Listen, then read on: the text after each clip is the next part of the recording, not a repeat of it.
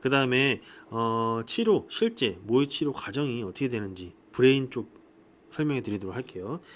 우선은 아쿠아플라스타예요. 이거는 아쿠아플라스타고, 이 아쿠아플라스타를 물에 담그면은 한 70도면은 이렇게 흐물흐물해집니다. 원래는 플라스틱 재질로 되어 있는데 뜨거운 물에 담그면은 이렇게 흐물흐물한 형태로 됩니다. 그러면은 한 1분, 2분 정도 담가 놓으면은 얘가 좀 투명해지면서 말랑말랑해지죠. 그러면은 물에서 꺼내서 탁탁 칩니다. 탁탁 쳐서 물기를 제거해주고, 물기를 제거해준 다음에 이거를 이제 살짝 넓히고 환자한테 가서 환자 얼굴에 씌워줍니다. 예, 환자 얼굴에 씌워주면은 이렇게 늘어나죠. 늘어나면은 보통은 이렇게 3명이서 안 하는데, 예, 여러 명이서 붙어서 영상 찍으려고 한 겁니다. 여기 옆에 실습하시는 선생님들 계시고, 원래 여러분들이 이렇게 실습을 나와서 해야 되는데 코로나 때문에 부득이하게 이렇게 된 거죠. 안타깝지만 그래, 영상으로 좀 봐주세요. 그 다음에 이렇게 얼굴 그림 그린 다음에 납보를 부착해야 되는데, 아쿠아에다가 그림을 그리고 납보를 붙입니다. 그래서 아쿠아의 경우에는 사생활 보호 기능이 있다, 이렇게 보시면 됩니다. 왜냐면은 우리가 환자 몸에다가 직접 그림을 그리는데 얼굴에다가 그림을 그리면은 좀 이상하잖아요. 그렇기 때문에 아쿠아 위에다가 그림을 그리게 됩니다. 그렇기 때문에 환자분은 얼굴에 그림을 안 그려도 되겠죠. 반면에 이제 몸에 그 치료 받으시는 분들은 몸에 표시를 해야 돼요. 그래서 그런 것들이 조금 불편한 감으로 작용이 되죠. 그다음에 여기 위에 납볼을 올려놓으면은 기준점 좌표가 형성이 되는 겁니다. 영상을 찍었을 때. 그래서 영상 촬영하면은 스카웃 촬영 이렇게 하고, 실제 종양 부위 촬영을 쭉 하게 되면은 넓은 부위로 촬영한다 그랬죠. 머리 쪽만 촬영해도 넓게 촬영해야지 주변의 해박적 구조를 알 수 있고 설량이 얼마나 들어간지 알 수가 있어요.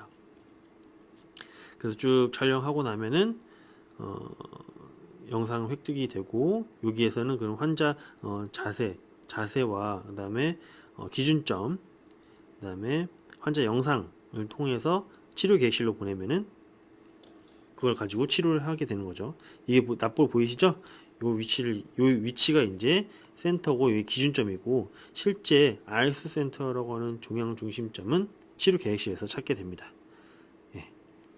자, 그래서 납볼 설정에 대해서 우리가 한 번 더 정확하게 또 아쿠아를 이용해서 설명해 드리도록 하겠습니다. 한 번 더 영상 보시죠. 자, 이번 키포인트는 이 납볼에 대해서 한번 알아보도록 하겠습니다. 이 납볼, 지금 이게 한 몇 밀리죠, 직경? 한 1mm 되나? 1mm 정도 직경 잘 보이시는지 모르겠는데, 네, 여기 잘 보이시네요. 납볼이 있습니다. 납볼이 이제 쓰는 용도가 있죠. 용도가 있어가지고, 이 납볼이 이렇게 저희가 준비가 되어 있고, 실제로 촬영할 때 이 납볼이 없이 촬영되면은 우리가 치료 계획에 문제가 생길 수도 있습니다. 그 부분에 대해서 김대건 선생님께서 잠깐 설명드리겠습니다. 네, 우선은 우리가 그 CT 모의 치료를 하게 되면은 해부학적 구조를 알 수가 있잖아요, 그죠? 슬라이스 횡단면으로 만약에 브레인이다 그러면은 획득을 할 수가 있어요. 이 획득할 수 있는데, 이 영상을 획득하고 나서 기준점이라는 게 있어야 돼요. 기준점이 없으면은 우리가 제로점이 없으면은 이제 이거를 좌표가 설정이 안 되거든요. 그래서 납볼을 설정합니다. 네. 보시면은 여기 납볼 붙어 있잖아요, 그죠? 납볼 붙어 있고, 납볼 붙어 있네요, 네. 지금. 환자분들을 우리가 외부 참조법을 이용해서 이렇게 그림을 그려 놓습니다. 그림을 그려 놓고 그 그림의 중간에다가 납볼을 딱 갖다 놓고 촬영을 하게 되면은 CT 영상에서 납볼이 보이겠죠. 그럼 그 납볼이 만나는 지점이 기준점이 되는 거예요. 여기 딱 만나는 지점이. 자, 여기 중간 위 좌우로 최소 3개 정도 되면은 어떤 특정한 이제 가상의 공간, 뭐 네. 사실은 공허하지만은 촬영하게 되면은 아나토미의 어느 특정 지점이 되는 거겠네요. 예, 거기가 이제 기준점이 되는 거고, 거기에서부터 우리가 이제 종양의 위치를 찾아가서 실제 라인학에서는 거기가 종양의 위치까지 찾아가는 좌표 값을 알 수가 있는 거죠. 네. 그러면은 예를 들면은 카우치가 우리가 딱 환자를 봤을 때 종양이 어딘지 밖에서 볼 수가 없잖아요. 원래는 종양에다가 딱 이렇게 납보를 갖다 놓으면 딱 제일 좋겠지만, 실제로는 우리가 종양이 어디 있는지 정확하게는 알 수 없단 말이에요. 네, 그렇죠. 그렇기 때문에 임의의 기준점을 정해두고 실제 치료할 때는 이 임의의 기준점에서 실제 종양의 위치까지 좌표가 얼마나 되는지를 계산해낼 수 있는 거죠. 네. 그렇게 해서 실제 치료실에 가서는 이동, 그 좌표값대로 이동한 다음에 거기다 그림을 새로 그리고 치료하는 방식인 거죠. 뭐 우선은 CT 이렇게 납볼을 찍으면 CT를 촬영해서 어떤 작은 지점 POI가 설정되는데 그게 이니셜 센터 혹은 CT 센터라고 해서 좌표로 X, Y, Z가 각각 000 리셋하는 거네요. 네, 0점이 되는 거고 기준점이 되는 거고요. 네. 그러니까 여기서는 이제 그게 이제 종양의 위치가 아니라는 거죠. 아. 제로점이고 거기에서부터 이제 실제 종양 위치까지 앞뒤 뭐 좌우 이렇게 이동해서 만약에 종양이 여기 있다. 여기 이동한 값이 이 정도의 만약 여기에 종양이 있다 그러면은 X, Y, Z 방향으로 카우치가 이동 값이 자동으로 이제 계산해낼 수 있다는 거죠. 만약에 여기가 이제 실제 종양의 위치다, 타겟이다 네. 그러면은 실제 치료실에서도 이 지금 라인을 또 다시 그려서 네, 다시 그리죠. 치료 라인은 이제 네. 그래, 치료 목적의 라인을 그리게 되네요. 맞습니다. 만약에 임상에서 이 납볼이 3개 중에 하나라도 없거나 아니면 2개가 없거나 잘못 이렇게 말 그대로 납볼을 안 붙이고 찍었어요. 그럼 어떻게 다시 하셔야 찍어야 되나요? 돼요. 다시 찍어야 네, 되나요? 다시 찍어야 돼요. 없으면은 기준점이 없으면은 할 수 없고요. 이 기준점이 있어야지만 우리가 정확하게 좌표를 할 수 있죠. 왜냐면은 둘 중에 하나만 없어도 약간 이렇게 좀 틀어지면은 네, 그렇죠. 예, 네. 그게 문제가 될 수 있는 겁니다. 네. 만약에 이렇게 해도 여기다는 이렇게 맞출 수 있거든요. 이렇게. 네, 이쪽이랑 이쪽은 맞출 수 있지만 여기가 네. 없다 그러면은 이쪽이 없다 그러면은 예, 문제가 좀 될 수 있네요. 다를 수 있습니다. 예. 말 그대로 틀어지는 걸 우리가 제대로 확인을 못하는 네. 상황이 되기 때문에 그렇게 되면 치료 계획부터 잘못되고 치료도 잘못될 수도 있겠네요. 네, 맞습니다. 그래서 이 납볼 위치도 그렇지만 지금 이게 외부 참조법이라고 하는 게 그거예요. 보면 바깥에다가 일단 그 그림을 그려놓고 기준점을 일단 그려놓고 실제로는 우리가 종양의 위치를 찾아가는 방식인 거죠. 네. 그리고 이제 그 피부 표면에다가 이제 그림을 그려놓기 때문에 외부 참조법이라고 얘기하는 거고요. 여기서 되게 중요하겠네요. 임상에서 실제로 그 학생 여러분들의 실습이라든지 방송 종양학과에서 근무를 하게 되면은 촬영을 다 했는데 납볼을 빼먹었다. 납볼을 예. 빼먹었다 그러면은 선임한테 엄청 혼나겠네요. 이제 납볼은 그 모의치료 단계에서만 사용합니다. 또 네. 보시면은 실제 치료실에서는 사용하지 않아요. 실제 네. 치료실에서 사용하지 않고 치료 계획용으로 네. 모의 치료할 때 사용되는 거다라고 볼 수 있겠네요. 네, 그래서 이거는 실제 치료실에서 사용하지 않고 모의 치료실에서만 사용하기 때문에 네. 그렇게 알고 계시면 될 것 같아요. 왜냐하면 우리가 영상 획득할 때 이 그 모의 치료를 통해서 이 납볼을 획득하는 거 말고는 실제 치료실에서는 사용 안 해도 되거든요. 네, 좋습니다. 자, 여기까지 납볼에 대해서 잠깐 알아봤고요. 굉장히 중요하다는 거를 다시 한번 상기시켜 드리면서 납볼의 중요성에 대해서 한번 알아봤습니다. 네, 네, 고생하셨습니다. 네.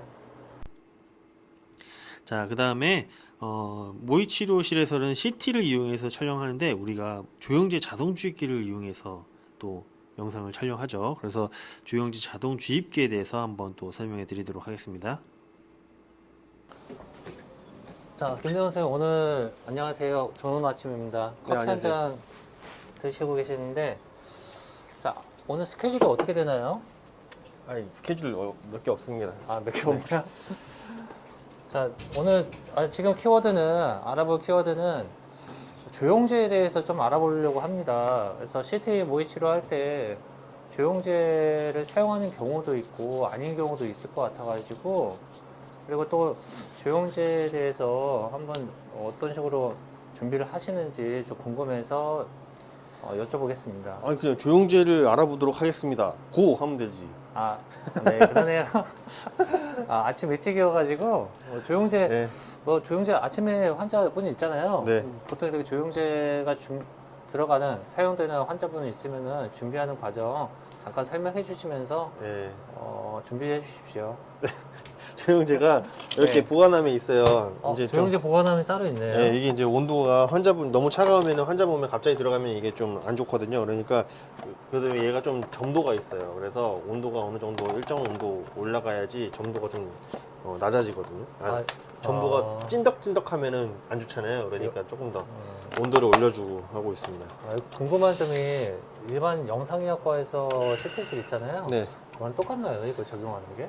거의 비슷합니다. 네. 뭐 조영제 보관함도 거기도 있으니까. 그래서 이렇게 멸균 제품으로 돼 있고 네네. 일단은 여기가 이제 멸균이 돼 있어서 네, 팁 쪽이네요. 조심해야 됩니다. 이거는 일반적인 거랑 좀 약간 다른데요. 요거 이거는 이제 자체가요? 일회용입니다. 지금 감염에 대한 그런 위험성이 크기 때문에 네.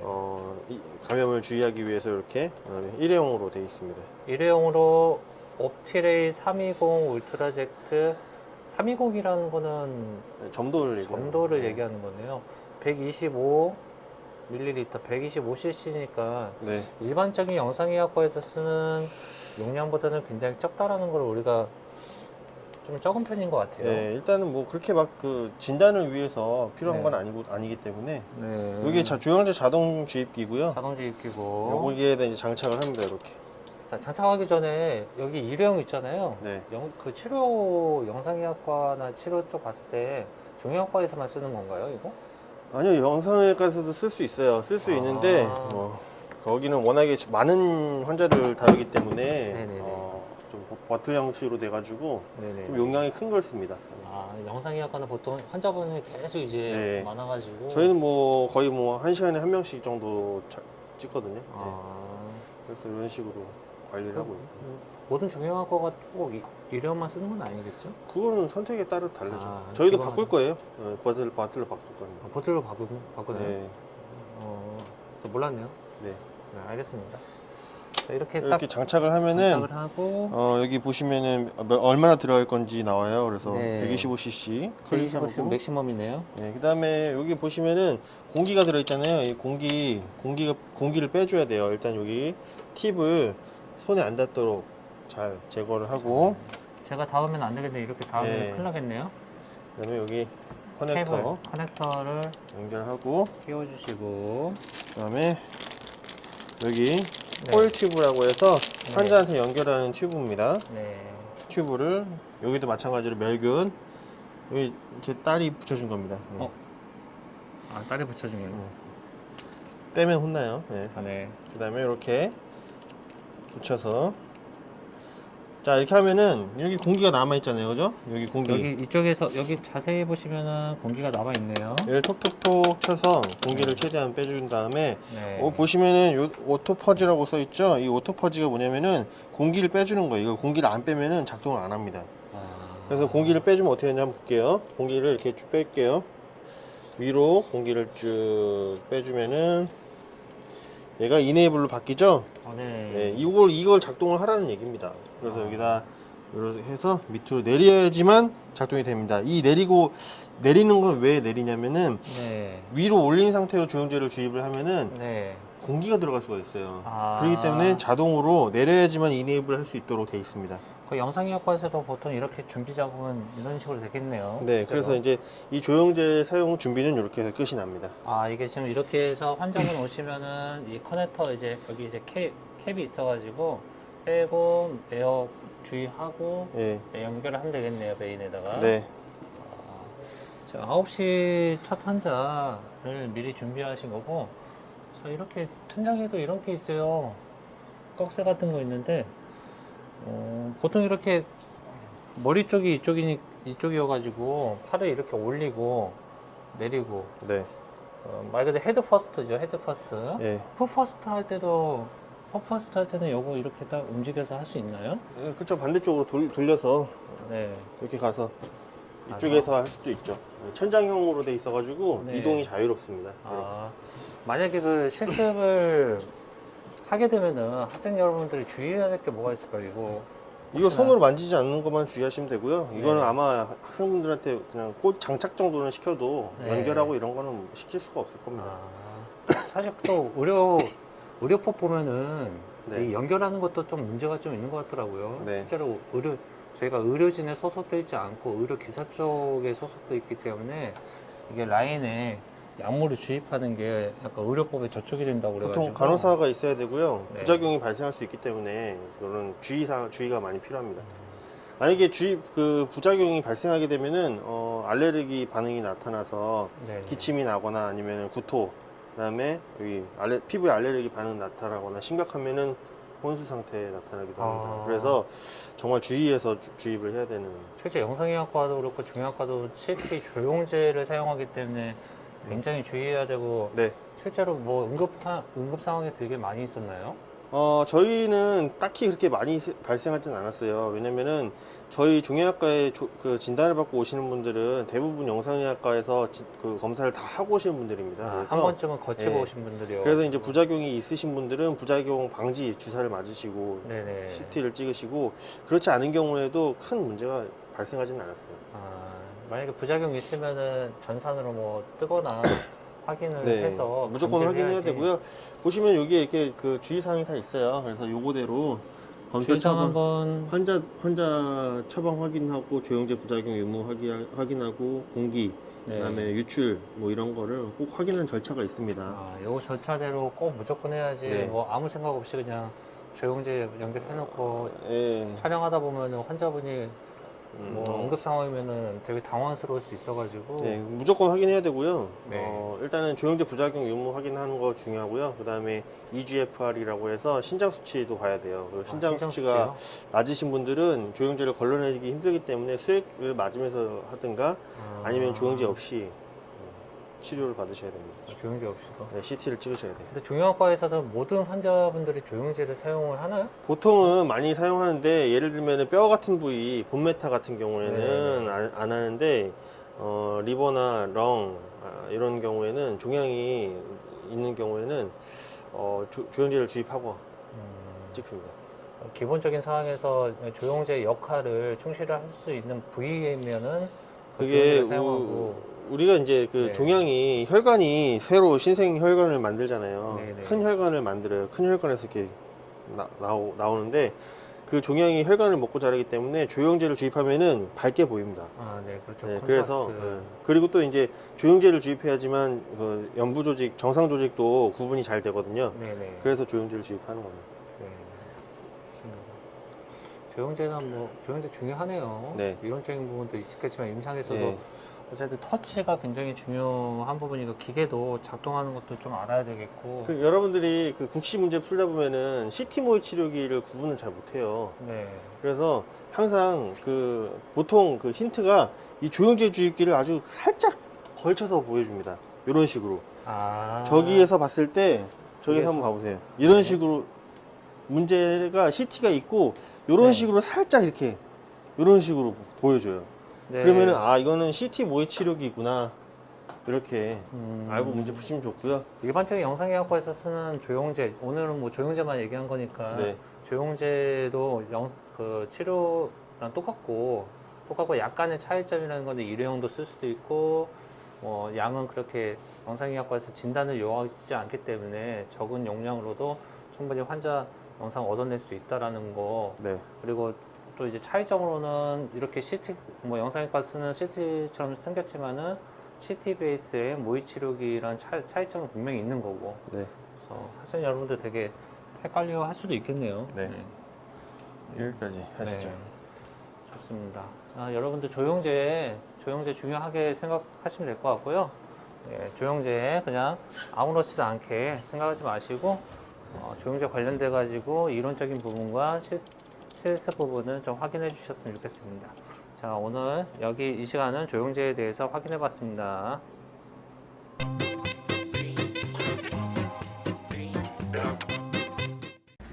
딱 또 노는 걸 찍으시네.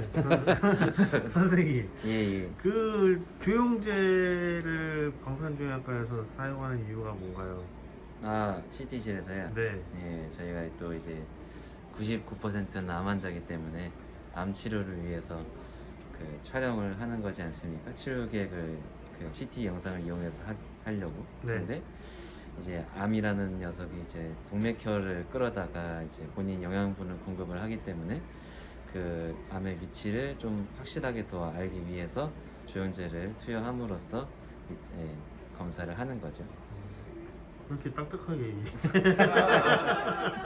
어머나. 제가 놀고 있는데 오셔가지고 기분이 안 좋아졌어요. 죄송합니다. 더 잘 보기. 그래서 우리 암 환자분들이 좀 많이 마르고 막 영양분이 없어서 걔네들이 다 먹어서 네, 많이 드신가 나쁜 봅니다. 놈들.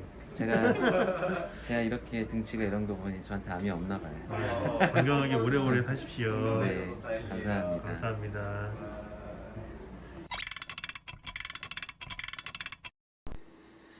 자, 그래서 결국에는 3D 모의 치료에서 그 CT심의 장점은 뭐냐? 종양 및 주요 장기의 위치, 크기, 형태를 정확하게 파악이 가능하다. 그래서 결국에는 3차원 영상을 획득할 수 있는 거죠. 2D 시뮬레이터는 어땠어요? 3차원이 아니고 2차원으로 획득할 수 있는 거였죠. 그 다음에 2D에서는 체표 윤곽을 떠야 되는데 CT는 영상에서 직접 선량분포를 그리기 때문에 바디 컨터 작업을 할 필요가 없다. 그 다음에 내부 장기에 대한 용적이 측정이 가능하다. 이거는 치료 계획 파트에서 한번 더 설명해 드릴 건데 용적을 파악할 수 있다는 거죠. 왜냐면은 3차원 영상을 획득할 수 있기 때문이죠. 그 다음에 버추얼 시뮬레이션 가능하다. 이게 무슨 얘기냐? 그러면 이거는 빔자이뷰를 통해서 3차원적 치료 기법인 빔자이뷰를 통해서 논코플래너 치료 계획이 가능하고, 그 다음에 버추얼 시뮬레이션이라고 하는 거는 우리가 영상 그 치료 빔 방향을 어느 방향으로도 만들 수 있기 때문에 버추얼 시뮬레이션, 가상의 시뮬레이션이 가능하다는 얘기입니다. 그 다음에 선량분포 계산 시 CT 넘버를 이용해서 불균질 조직 보정이 가능하다. 이게 무슨 얘기냐면은 CT 넘버가 폐, 공기랑 그 다음에 단단한 그 뼈 조직의 차이를 명확하게 알려주기 때문에 조직의 전자밀도를 잘 표현하기 때문에 고에너지 방사선의 흡수 선량 계산하기 좋기 때문에 이 CT가 이용된다는 겁니다. 그래서 이 장점들은 되게 중요한 것들이기 때문에 여러분들이 잘 기억하고 계셔야 됩니다. 자, 그 다음에 CT심이랑 진단용 CT심 차이를 구별해낼 줄 아셔야 돼요. 이거에 대해서는 한번 보시면은 CT 내부에 레이저가 있어요. 원래 이 레이저가 있는데 이 레이저랑 함께 또 바깥에도 이 레이저가 있습니다. 왜냐면 우리가 외부 참조법을 이용해서 환자 몸에 있는 그림을 그려야 되잖아요. 아까도 보셨지만 그 그림을 그리기 위해서 바깥에 레이저 시스템이 있습니다. 여기는 없죠. 그 다음에 보어가 커야 돼요. 빅보어가 커야 되고, 보시면 여기는 진단용은 보어가 작습니다. 그 다음에 테이블이 편편하게 되어 있어요. 여기는 환자의 편의를 위해서 좀 볼록하고 그 푹신푹신한 재질로 되어 있습니다. 이 차이점도 알고 계시면 좋겠습니다. 그래서 CT 모의치료에서는 80에서 85 빅보어, 테이블은 평탄하고 치료실과 동일합니다. 왜 그러냐면 이제 치료실과 동일하게 고정기구를 사용해야 되고 평탄해야지 환자 셋업이 정확하게 이루어질 수 있거든요. 그 다음에 레이저는 내부 레이저와 별도 레이저 필요하다. 그 다음에 진단 CT는 이런 형태로 되어 있다. 그래서 구분할 줄 아시는 게 좋겠고요. 그 다음에 여러분들이 많이 헷갈리는데 토모테라피랑 이거는 3D CT 두 개 차이점 구분할 줄 아셔야 돼요. 토모 같은 경우에는 이 그림을 외우셔야 됩니다. 보시면은 이게 토모테라피다라는 걸 알지 못하면은 문제 풀기 어렵게 돼 있거든요. 그래서 이 그림은 답이 없어요. 외우셔야 됩니다. 예. 토모테라피 기계는 영상은 외우셔야 돼요. 좀 특징을 알려드리자면은 여기 스탑, 이머전시 스탑이 여기 있어요. 그죠? 그 다음에 모니터가 이렇게 있어요. 그 다음에 동그라미 형태의 띠가 이렇게 있습니다. 어떻게 보면 눈썹이라고 보시고 눈이라고 보시면 좀 이렇게 이해되시겠죠? 이렇게 생긴 거는 토모테라피다. 토모테라피 치료 장치다. 이렇게 알고 계시면 되겠습니다. 자, 그 다음에 그래서 치료기 장비를 한번 리뷰해 볼게요. 치료기 대표적으로는 토모테라피가 있고요. 그 다음에 할시온, 그 다음에 뷰레이, MRI 기반 치료 장치가 있어요. CT랑 다 비슷하게 생겼죠. 그래서 이 치료 장비는 외우고 계셔야 됩니다. 그래서 알고 계시고 MRI를 이용해서 IGRT를 수행하는 할시온 있고 뷰레이 있고, 그 다음에 헬시온이라는 장비, 그 다음에 토모테라피라는 장비, 이렇게 기억해 두시면 좋겠습니다. 그럼 반면에 CT 시뮬레이터는 어떻게 생겼는지 한번 볼게요. 보시면은 별로 구분이 안 되죠. 근데 문제가 주어졌을 때 뒤에 이렇게 보시면 맨 왼쪽 그림 보시면은 조영지 자동주입기 보이시죠? 그 다음에 오른쪽 맨 마지막 그림도 보어 안쪽에 조영지 자동주입기가 있어요. 근데 그런 게 표시가 안 돼 있는 경우도 좀 있습니다. 그래서 CT 시뮬레이터는 그림을 외울 수가 없어요. 왜냐면은 종류가 너무 다양하기 때문에. 그래서 여러분들은 치료기만 일단 외우시고 이 문제가 치료기 문제냐 아니면은 모의 치료기 문제냐 요거는 구분하실 수 있도록 하셔야 됩니다. 그리고 지문을 보시면은 어느 정도 구분할 수 있습니다. 그래서 모의 치료기를 외울 수는 없기 때문에 치료기를 외우라 이 말씀을 드린 겁니다. 자, 그래서 문제가 어떤 식으로 나오냐면은 이런 식으로 나오게 됩니다. 꼭 이렇게 나오는 건 아닌데 이런 유형이 있다. 보시면은 맨 왼쪽 A는 모의 치료기 중에 2D 시뮬레이터죠. 그 다음에 B는 토모테라피, 그 다음에 C는 CT 모의 치료기입니다. 그래서 여러분들은 요걸 보시고 잘 구분할 줄 아셔야 돼요. 구분할 줄 아셔야지 이 문제를 풀 수 있는 거겠죠. 그래서 어떻게 문제 푸는지 한번 보여드릴게요. 그러면은 자, A는 3D CRT를 시행할 수 있는 치료기다. 아니죠. 모의 치료기죠. 그 다음에 A는 선질 로브와 광전 효과가 주로 일어난다. A의 에너지는 KB의 에너지를 사용하죠. 그래서 KB는 광전 효과 영역으로 A번이 2번이 정답이겠죠. 그 다음 B는 다양한 에너지를 이용해서 모의 치료가 가능하다. 아니죠. 이건 치료기죠. 토모테라피이기 때문에 메가볼테이지 에너지를 이용한 치료를 하는 거죠. 그 다음에 C는 선속평탄 여과판이 없는 치료기이다. 아니죠. 모의 치료기입니다. 그 다음에 C는 IMRT가 치료 가능한 최적화된 장비이다. 이거는 토모테라피에 대한 설명이에요. 그래서 여러분들은 이 문제를 풀 때 기계, 치료 기계, 그 다음에 모의 치료기인지 구분을 할 줄 아셔야지 이 문제를 풀 수 있는 겁니다. 그래서 이런 개념들을 잘 알고 계시고 국시 대비해서 공부를 잘 해주시면 좋겠습니다. 예.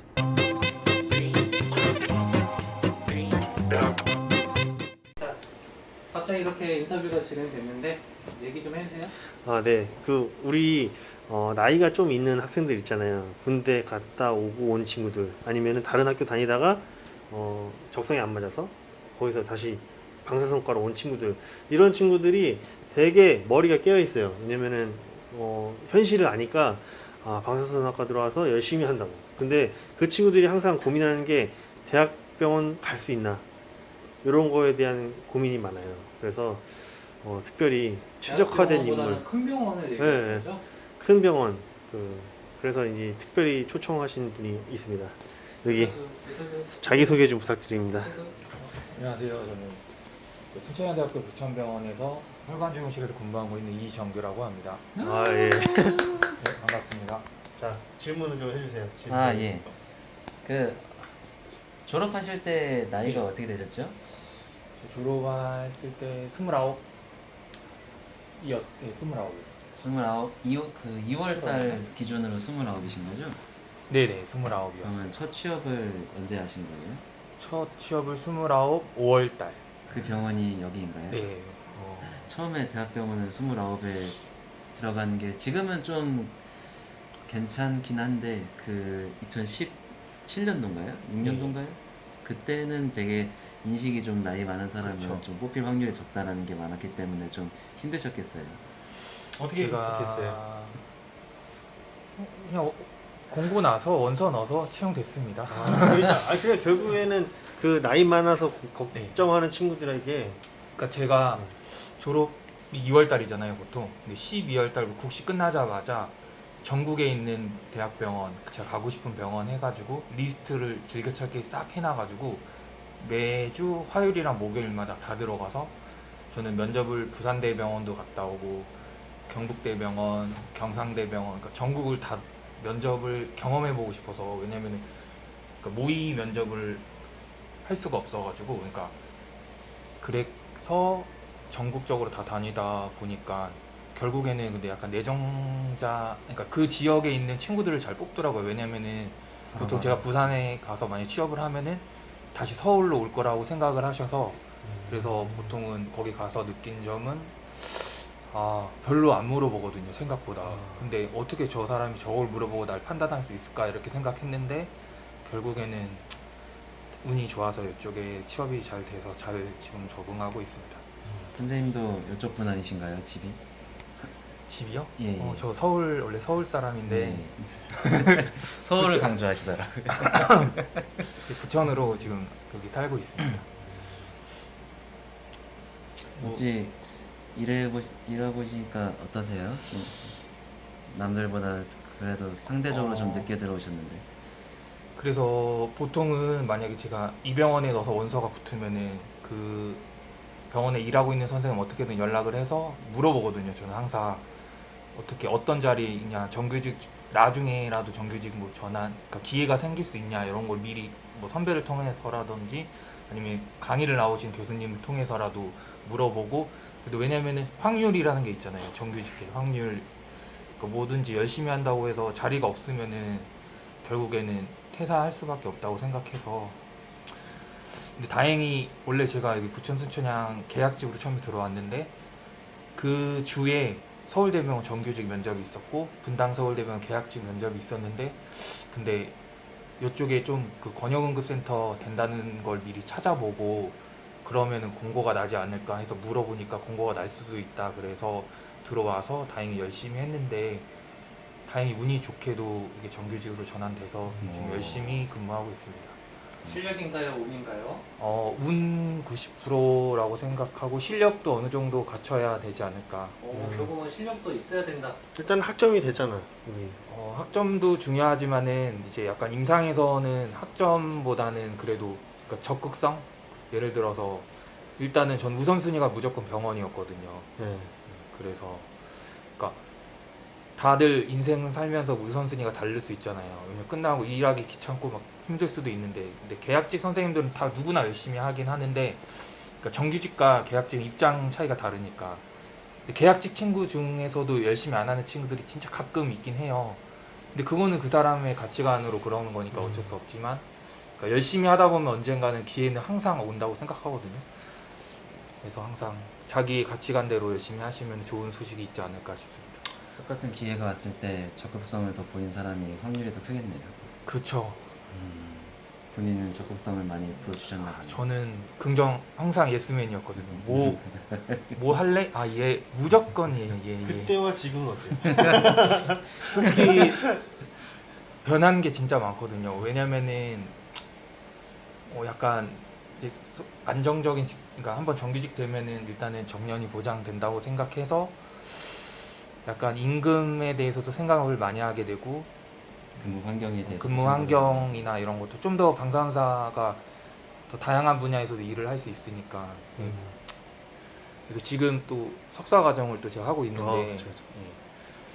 그러니까 배움의 끝은 없는 것 같거든요. 그래서 요런 분야 저런 분야 다른 분야 계속 배워보고 싶은, 아직 그러니까 제가 늦게 학교를 들어와서 그런지 그런 게 조금 배우고 싶은 게 많아가지고 그러고 있습니다. 그 학생 때는 그런 고민은 안 했어요. 내가 대학병원을 갈 수 있을까 없을까 이런 막연한 두려움이라든지 아니면 그 두려움을 극복하기 위해서 어떤 노력을 했는지. 그래서 제가 25살에 1월에 군대를 갔다 와서 전역을 하고 이제 3월에 복학인데, 그때 사이에 원래는 공장에서 일을 했거든요. 근데 공장에서 원래 군대 이등병처럼만 하면은 가서 어디 가서든 다 환영받지 않을까 해서 그쪽 공장에서 진짜 열심히 일했는데, 그 공장이 그 반도체 공장이었는데 거기 좀 약간 높은 분이 너 일 되게 열심히 한다고 정규직 시켜줄 테니까 일해보지 않겠냐 해서, 그래서 원래는 호흡하긴 했었거든요. 근데 그래도 그때 첫 대학이어가지고 문턱을 밟아보자 고 들어가서 일단 제가 장학금 못 받으면 원래 학교 그만두려고 그랬거든요. 네. 근데 다행히 진짜 제가 거의 노베이스였어요. 왜냐면은 저 어렸을 때 축구해가지고 조금 공부와 되게 거리가 먼 친구여가지고, 그러다가 그냥 주변에 그러니까 공부 잘하는 친구들이 있거든요. 이과 나오고 이런 친구들한테 막 뭐 사주면서 좀 배웠거든요. 왜냐면 모르니까 물어봐야 되니까. 그치. 근데 다행히 그 친구들은 잘 알려줘가지고 그 친구들한테, 그러니까 수업 시간 이해를 잘 안 돼가지고 그 친구한테 다시 물어보고 하다 보니까 다행히 운이 좋아서 조금 장학금 1학년 1학기 때 장학금 타서 그래서 좀 더 다녀보고 계속 다녀보다 보니까 결국 졸업하게 되고 이렇게 하다 보니까 여기까지 와서 이렇게 일하게 됐네요.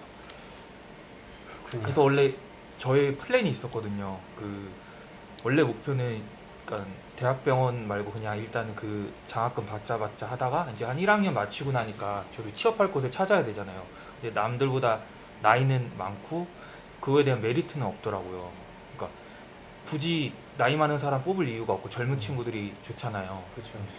그래서 원래는 대학병원을 그러니까 상급 종합병원 또는 종합병원 이상을 가고 싶었는데, 만약에 그쪽에 못 가면은 그래서 2학년 2학기부터 한수원이나 아니면은 요런 다른 관세청이나 요런 데도 이제 계속 찾아봤거든요. 그러니까 네. 어떤 분야의 일을 할 수 있을지 찾아보고 만약에 국가고시 보고 대학병원이나 이런 병원에 면접을 하고 나서 이제 좋은 그러니까 결과를 얻지 못했을 때 어떻게 해야 될까 하면서 좀 플랜을 많이 짜긴 짰었어요. 그러니까 요런 플랜 A, 플랜 B, 플랜 C까지 짜놓고 요거 만약에 대학병원 30살까지 안 되면은 31살까지 만약 정규직이 안 되면은 일단은 원래는 한수원을 준비하려고 했거든요. 근데 한수원이 원래는 지금 NCS 기반으로 알고 있는데 네. 그 전에는 원래는 영어 면접 막 이런 게 있었어가지고 그 영어 공부도 좀 계속 하고 있었고 근데 이게 매년 좀 정책마다 조금씩 바뀌어서 그런 건 좀 관심을 갖는 사람이 좀 잘 얻을 수 있는 그런 그러네요. 정보를 많이 찾으셨네요. 그쵸. 여기- 왜냐면은 준비된 자가 그 기회를 가져간다고 어. 보시면 되는 것 같아요. 그때 당시에는 블라인드 채용 이런 거 별로 없었죠. 제가 대학생 때부터 네. 약간 블라인드 채용 슬슬 얘기가 있다가 네. 근데 왜냐면 제가 고등학교 친구 중에 그러니까 제가 공고를 나왔는데 고졸 전형으로 그 원자력 발전소 일하는 친구가 있어서 걔한테 자주 물어봤었어요. 요 흐름은 어떤지. 근데 그 한국은 지금 원자력이 되게 좀 지는 그런 산업인데 근데 해외 찾아보면은 원자력 오히려 더 많이 쓰고 있거든요. 근데 이건 약간 그 나라의 정책 문제 때문에 이런 것도 좀 관심 많이 갖고 더 채용할 수 있는 인원이 늘어나는지 이런 거 잘 찾아보고 하시는 게 왜냐면은 대학병원 자체도 지금 저희 인구 자체가 지금 고령화 하고 있잖아요. 거의 지금 21% 16% 넘어갔다고 들었거든요. 올해부터. 그럼 이제 초고령화 사회에 이제 곧 돌입하는데 이러면은 환자는 당연히 증가할 거고 이러면은 더 기회가 많아지지 않을까 해서 방사선사로 일하기에는 기회가 아직 지금 친구들한테도 많을 것 같습니다. 이거는 주식 얘기하는 것 같은데. 준비 안 돼서 추천지우 막 이런 거 아니야? 아니 그런 건 아니고 왜냐면은 잘하시네요. 제가 인터뷰. 진짜 막 열심히 막 달려왔는데 거기가 어둠일 수 있잖아요. 아, 그렇지, 그렇지. 근데 그래서 그런 건 미리 좀 본인이 잘 이미 만약에 그걸 알고 들어오신 분이면 되게 잘 들어오셨는데 저는 솔직히 그것까지 생각 안 하고 들어왔거든요. 그냥 방사선과 원래는 저 간호학과도 붙었고 물리치료랑 방사선 붙었는데 저는 그냥 집에서 가장 가까운 곳 방사선과 그래서 왔어요. 솔직히 네. 근데 그냥 매 순간 좀 열심히 하다 보니까 좋은 결과가 있어서 생각보다 또 방사선사가 괜찮은 것 같아서 일하기에는 뭐 다 본인 만족일 수 있지만 그래서 뭐 지금 아주 솔직히 만족스럽게 일을 하고 있습니다. 만족스러우신가요? 분명히 솔직히- 제가 술자리에서 솔직히 100% 어떻게 100% 만족하겠어요. 이게. 예예. 좀 더 개선돼야 될 점도 있고 그런 문화들도 있지만 일단 좋은 쪽으로 생각을 긍정적으로 생각하다 보면 언젠가는 좀 좋은 일이 있지 않을까. 그거는 좋은 마인드네요. 아 예. 아니, 우리 지수생 그 블라인드 채용에 대해서 좀 잘 알아요? 지금 완벽한 블라인드 채용은 있을 수가 없긴 하지만 그래도 저희가 처음에 주제로 얘기했던 나이 이런 거 이제 배제를 시키니까 사실 그렇죠. 그 나이 많은 분들이 상대적으로 나이 많으신 분들이 그렇게 취업하는 게 나이에 걸려서 못하는 거는 이제 없어지는 사회가 될 수 있는 거죠. 그렇죠. 저희 병원은 블라인드가 아니지만 네. 저희 병원도 그렇게 크게 나이를 생각하지는 않는 듯 합니다. 전과가 아닐 수도 있지만 적어도 저희 과는. 그 나이 기준이 좀 30 제가 봤을 때 가장 나이 많으신데 정규직 대학병원 되신 분이 34살까지는 봤거든요. 아 그래. 근데 그때는 약간 경력이 좀 필요하긴 하지만 약간 그 리미티드가 어느 정도 한 34 정도라고 저는 생각하거든요. 그거죠. 신규 기준으로. 그쵸, 신규 무경력자 기준으로. 기준. 그쵸. 만약에 경력 있으신 분들은 요번에도 그 성남의료원 예전에 오픈했을 때 경력자 면접을 보더라고요. 그거는 따로 채용을 해서 5급으로 해서 따로 봤을 때 그때가 경력 한 20년 있으신 분들이 팀장급으로 가거나 뭐 요런 것도 채용 있긴 한데 그건 약간 드문 케이스긴 하죠. 그래요. 그러면 이제 또 너무 길어지면 안 되니까 우리 나이 많아서 고민하는 친구들 많아요. 네. 한마디 해주세요. 일단 남들보다 늦게 시작했으니까 좀 더 간절하게 뭔가 장점을 하나 만들어야 될 것 같고 네. 왜냐면은 똑같이 졸업했는데 나이가 많은 건 전 사회에서는 흠으로 보더라고요. 근데 이게 살다 보면 돌아갈 수도 있는 거니까 그걸 어떻게 보면은 더 자기 장점으로 이끌 수 있는 그런 약간 스토리나 이런 걸 좀 만드셔서 좀 매사 적극적으로 임하시다 보면은 좀 좋은 결과 있지 않을까. 항상 긍정적으로 생각하시면은 뭐 그렇게 생각합니다. 그렇죠. 긍정적인 마인드와 도전 정신 그리고 준비 이렇게 3박자가 돼야 또 좋은 결과가 있을 수 있습니다. 인터뷰해 주셔서 감사합니다. 아, 감사합니다. 오늘 말 잘하시네요. 정말 잘하시네. 다음에도 출연해 주시기 바랍니다. 감사합니다. 감사합니다. 네. 술 한잔 하시죠. 아, 두 잔 하시죠. 예, 예. 네, 나갔습니다.